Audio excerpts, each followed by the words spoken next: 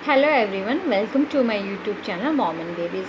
आई hope आपको मेरी last videos पसंद आई होगी। अगर आपको मेरी वीडियोस पसंद आई होगी तो प्लीज़ मेरे चैनल को लाइक, शेयर और सब्सक्राइब कीजिए। तो चलिए आज का टॉपिक स्टार्ट करते हैं। तो टॉपिक आज का मेरा है बेबी टीथिंग पर। So most of the mommies worried about baby teething. क्या मेरे बेबी को टीथिंग स्टार्ट हो गई है? मेरा बेबी कुछ खा नहीं रहा है, बहुत इरिटेट कर रहा है, उसे कुछ भी दो वो रिफ्यूज़ कर रहा है। Even he is biting everything, जो भी उसके हाथ में आता है वो अब सीधा अपने मुंह में डालता है और वो उसको खाना शुरू कर देता है। क्या मेरी बेबी की टीथिंग स्टार्ट हो गई है? तो आइए आज इसी के बारे में आपको मैं साइंस, सिम्टम्स और रेमेडीज़ बताऊंगी। तो मेरी बेबी की टीथिंग स्टार्ट हो गई थी अराउंड 6 मंथ्स।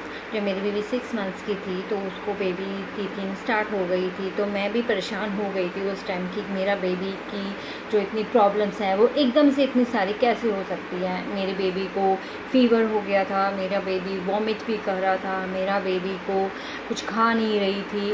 एटलीस्ट तब तक वो बेबी मेरा ब्रेस्ट फीडिंग पर था ही। मेरा बेबी बहुत राल गिरा रहा था। तो ये सारे मेजर जो सिम्टम्स हैं मेरे बेबी को मैंने देखे हैं। तो फिर मेरा जो विज़िट था डॉक्टर के पास उसी टाइम पर ही था। तो मैंने अपने डॉक्टर से कंसर्न किया था कि डॉक्टर मेरा बेबी इतना इरिटेट और कुछ खा नहीं रहा है और वो भी कुछ भी है अगर उसके पास तो वो उसको सीधा मुंह में डालता है।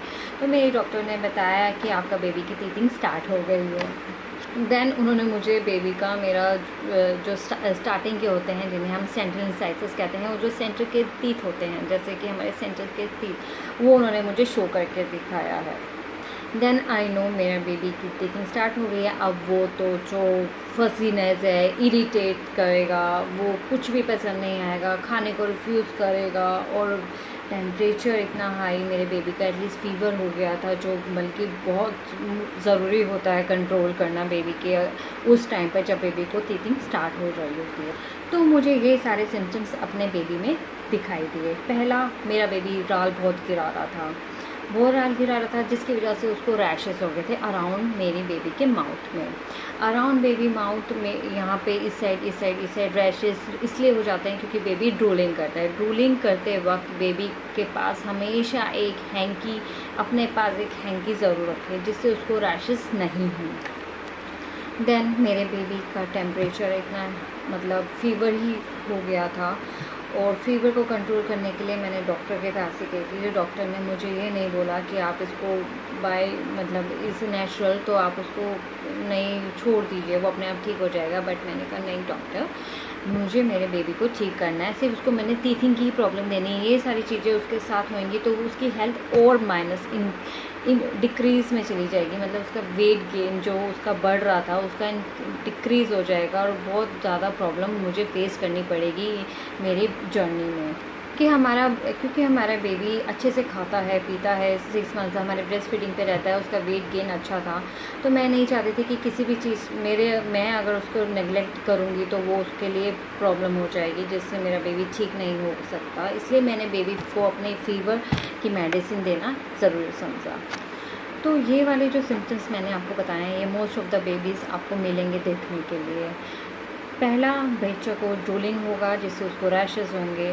दूसरा, बच्चे को फ़ीवर होगा, फ़ीवरिश होगा, थोड़ा गर्म दिखेगा आपका बेबी। फोर्थ वन, बेबी आपका कुछ खाने को पसंद नहीं करेगा, इवन उसे कुछ भी दे दो वो कुछ भी खाने को पसंद नहीं करेगा। फिफ्थ वन, वो बहुत ज़्यादा इरिटेट होगा, कुछ अपसेट होगा, फसी हो जाएगा चीज़ों को लेकर। तो ये सारे सिम्पटम्स मैंने अपने बेबी के टाइम देखे थे जब मेरे बेबी को टीथिंग स्टार्ट हुई थी। ये थी हमारे बेबी के साइंस टीथिंग आने की या सिम्टम्स आप इनको बोल सकते हैं। अब हम बात करेंगे रेमेडीज़ जो मैंने अपने बेबी को दी थी, क्या करी थी, होम रेमेडीज़ दी थी जो मैंने अपने बेबी को उस टाइम पे। तो मैं आइए उसके बारे में बताती हूँ। तो रेमेडीज़ में मैंने अपने बेबी को दिया था, अपने अच्छे से हाथ वॉश करती थी मैं सबसे पहले अपने बेबी के माउथ में हाथ डालने से पहले। फिर मैं उसको हल्के हल्के हाथों से मसाज देती थी। मसाज से मेरा बेबी काफ़ी रिलीफ महसूस करती थी, उसको बहुत अच्छा लगता था उस टाइम जब तक मैं उसकी मसाज करती थी। मैं उसको ये करती थी 2 से 3 टाइम करती थी जब तक मेरा बेबी जब ज़्यादा चिड़चिड़ा या इरिटेबल होता था या जो भी वो कुछ खाता नहीं था, तो तब मैं उसको ये ट्राई करती थी। उसके बाद उसका थोड़ा मूड थोड़ा वो रिलैक्स होता था, उसके बाद वो खाने को भी रेडी हो जाता था। देन मैंने अपने बेबी के लिए, हम सब टीथर बाय करते हैं अपने बेबीज़ के लिए, क्योंकि हम उसको सोचते हैं कि हमारा बच्चा के च्युइंग वो जो गम्स होते हैं वो स्वेल हो जाते हैं, तो उसको वो रिलीफ देने के लिए मैं टीथर्स को अपने फ्रीज़र में रखती थी। मैं उनको फ्रीज़ नहीं करती थी, सिर्फ उनको मैं कोल्ड करती थी, इससे वो ठंडे हो जाए और जब मेरा बेटा उसको सक करे तो उसके गम्स को आराम मिले। तो ये मैं उसको देती थी, ये भी मैं उसको देती थी जब जब उसको ज़रूरत पड़ती थी या जब मुझे लगता था हाँ इसको अभी देना चाहिए, तो ये उसके लिए काफ़ी मदद उसको मिली थी उसके गम्स को रिलीफ पाने के लिए। थर्ड जो मैंने आपको बताया था ड्रूलिंग से बेबी को around your babies mouth rashes हो जाते हैं, तो उसको आपने टाइमली, जैसे ही बच्चा आपका ड्रूलिंग करता है उसको हल्के हाथ से डैप डैप करके वाइप कीजिए, अच्छे हल्के हाथों से वाइप कीजिए। देन उसके आसपास कोकोनट ऑयल उसको लगा दीजिए, जिससे उसकी स्किन भी हल्की मतलब अच्छी हो जाएगी और रैशेस भी उसके कम होने लग जाएंगे, क्योंकि कोकोनट ऑयल बहुत ठंडा होता है, वो बेबी के लिए बहुत अच्छा होता है। जो यहाँ पे उसके रैशेस होते हैं जिससे उसको जलन भी होती है बेबी को, उसको वो रिलीव करता है, कूल करता है। बेबी की जो ड्रूलिंग है उसको भी उससे बहुत फ़र्क पड़ता है। देन मैं अपने बेबी को मसाज भी देती थी। मसाज मैं उसको देती थी मॉर्निंग में, जब हम बेबी का मसाज करते हैं तो उस time most of the time मतलब मेरा जो मेन होता है उसकी जब टीथिंग स्टार्ट हुई थी तो मैंने उसके की थी मसाज के मैं आपको उसके जो मैं पॉइंट्स बताती हूँ क्या क्या मैं उसके साथ करती थी, कैसे मैं अपने बेबी की मसाज करती थी। तो फर्स्ट मैं ये वाला पार्ट जो होता है हमारा जो लाइन से आप ऐसे ऐसे करके अपने बेबी की मसाज कीजिए, ये उसको बहुत ज़्यादा रिलीफ देगा। बेबी गम्स जो होते हैं उसको बहुत रिलीफ मिलेगा उस टाइम पे। आप किसी भी आप अपने बेबी को ऑयल यूज़ करते हैं उससे आप उसको मसाज दे सकते हैं। उसके बाद मैं उसके पूरे फेस को मसाज देती थी, अच्छे से मसाज करती थी, जिससे उसके जितने भी गम्स उसके स्वेल हो रहे हैं उसको हल्के हल्के हाथों से मैं उसको मसाज देती थी।